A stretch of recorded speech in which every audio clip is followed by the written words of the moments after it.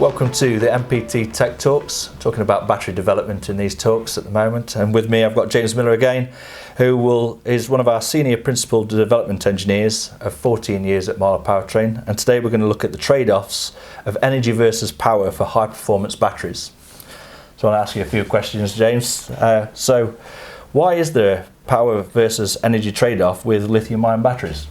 Okay, this really comes down to the construction of the battery and the design philosophy around the cell construction, and obviously different OEMs or different tier ones will have different approaches to this, and that's their kind of IP. But generally speaking, if you want a high energy dense battery, when considering the active materials and when also considering a fixed chemistry, typically you're looking at sort of thicker coating weights, a higher aerial capacity, and also slightly larger particle sizes for energy dense battery. And then the inverse is then obviously true for a high power battery. So it comes down to kind of ultimately the physics of designing the battery. So you're always going to have this trade-off between energy density and power density.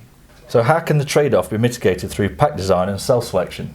Yes, there's really sort of three factors here. So the first one is cell selection, and obviously the key here is to make sure you're using the latest and greatest cells that are available from suppliers. So it really does depend on having a good relationship with suppliers to ensure that you're getting the most recent products and not something that's 3 or 4 years old. I guess a good example of this is there's a bit of a trend at the moment for sort of energy dense cells, high nickel content, active materials, and really then pushing energy density up, but then also looking at some novel features such as like a tabless design to try and reduce the internal resistance of the cell. So that's a good example of where you want to try and make sure that you're using an up-to-date product. The second point is really around the pack design philosophy, and so there's things you can do here. For example, with a high capacity pack, you kind of get power for free. So one of the things you could do is, you could aim to try and maximise capacity, and maybe you get some of the power attribute as a result of that. Now, obviously, pack design is quite complicated and involves quite a few trade-offs: weight, geometric sizing, capacity, which obviously links to the range of the application of the vehicle, and power. So there's a lot of things you need to consider with that, but there's certainly some things you can do from a sort of design philosophy point of view.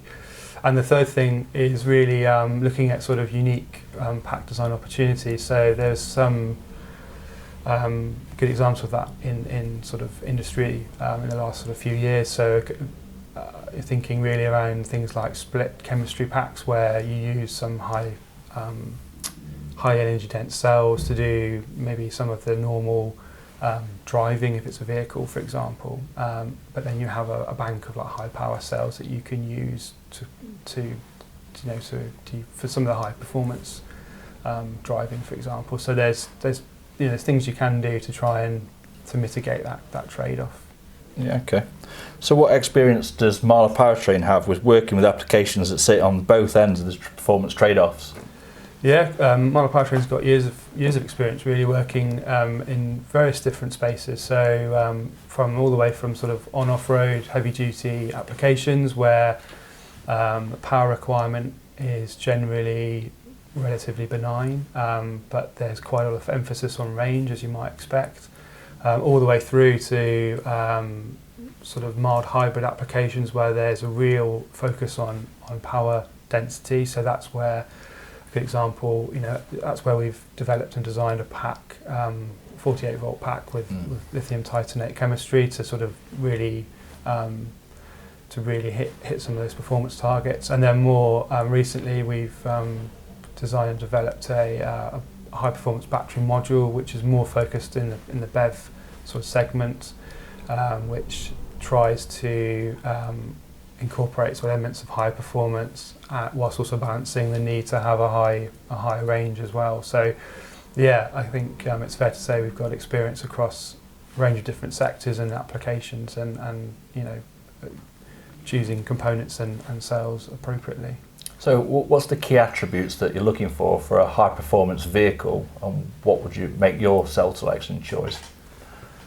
So key attributes are things like power density, weight.